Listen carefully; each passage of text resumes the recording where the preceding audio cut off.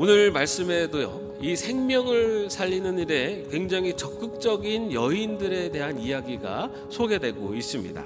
오늘 우리가 읽은 이 출애굽기의 말씀은요, 이스라엘 백성이 애굽에서 해방되는 이야기가 기록되어 있습니다. 하나님께서 이스라엘을 구원하시는데 첫 번째 일어난 사건, 그리고 그 구원의 역사를 시작하시는 그 첫 단계가 바로 이 히브리 산파들을 통해서 나타내신 사건이었다는 겁니다. 이들은 어떤 자들입니까? 자신들은 사회적으로 힘도 없고 여러 가지 연약한, 힘을 발휘할 수 없는 사람들이었습니다. 그렇기 때문에 오히려 자신은 할 수 없음을 고백하는 사람들이었고, 그리고 자신을 낮추는 사람들이었습니다.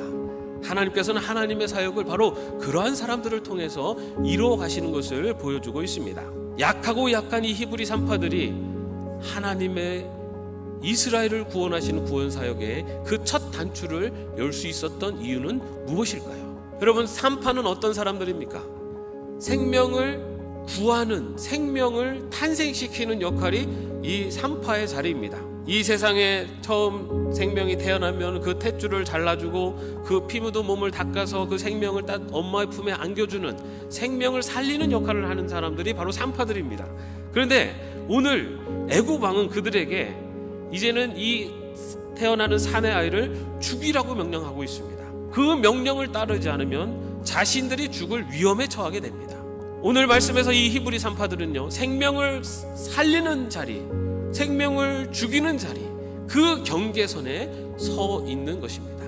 이런 생명과 죽음의 경계선에 있었던 히브리 산파들은 바로 이렇게 선택을 합니다. 17절 말씀입니다. 그러나 산파들은 하나님을 두려워하였으므로 이집트 왕이 그들에게 명령한 대로 하지 않고 남자아이들을 살려두었다. 그런데 이 히브리 산파들의 선택은 왕의 명령을 거역함으로써 하나님의 명령에 순종하는, 사람을 두려워하는 길이 아니라 하나님을 두려워하는 길을 선택했습니다. 이처럼 하나님의 사역에 쓰임받는 자의 첫째 조건은 하나님을 두려워하는 자입니다. 하나님은 하나님을 두려워하는 자를, 하나님을 경외하는 자를 하나님의 사역에 사용하십니다. 여러분, 우리가 어떤 것을 선택할 때 무엇이 지혜로운 길인지 갈등할 때가 있고, 아니면 나의 지혜가 부족한 것을 느낄 때가 있습니다.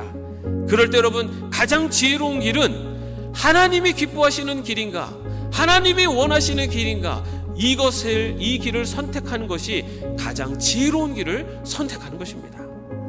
그것이 바로 최고의 지혜입니다. 그 히브리 산파들이 왕의 명령을 거역한 이유에 대해서 19절 말씀에 보면요, 산파들이 바로에게 대답하였다. 히브리 여인들은 이집트 여인들과 같지 않습니다. 그들은 기운이 좋아서 산파가 그들에게 이르기도 전에 아기를 낳아버립니다 라고 그렇게 이야기를 합니다.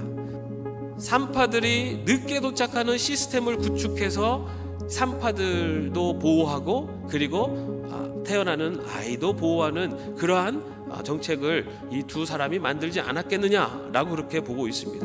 여러분, 그들은요, 하나님을 두려워했다라고 이야기하고 있어요. 그런데 하나님을 두려워하는 것으로 끝난 것이 아니라 하나님을 두려워하는 자로서 해야 될 일을 어떻게 할 것인가에 대해서 고민하고 지혜로운 길을 선택했던 것이 바로 히브리 산파들이었습니다. 히브리 산파들이 하나님의 구원 사역에 참여할 수 있었던 두 번째 이유가 바로 이것입니다. 바로 자신이 할 수 있는 일을 그 자리에서 행했기 때문에 이 히브리 산파들이 하나님의 구원 사역에 참여할 수가 있었습니다. 이처럼 하나님을 두려워하고 그분의 뜻에 순종하는 길을 행동으로 옮기는 자들을 하나님께서 어떻게 대우하시는가? 여러분, 21절 말씀에 이렇게 이야기합니다. 하나님은 산파들이 하나님을 두려워하는 것을 보시고 그들의 집안을 번성하게 하셨다. 오늘은 여신도 주일로 지키고 있습니다.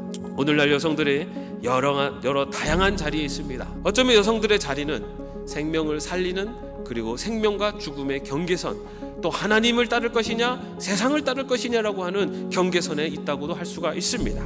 그러한 경계선에서 시브라와 부하처럼 하나님을 두려워하는, 그리고 그 자리에서 바로 그러한 삶을 살아낼 수 있는, 그래서 생명을 살리고 하나님이 주시는 복을 누리는 축복의 통로가 되는 우리 여신도회원들이 되시기를 주님의 이름으로 축원합니다.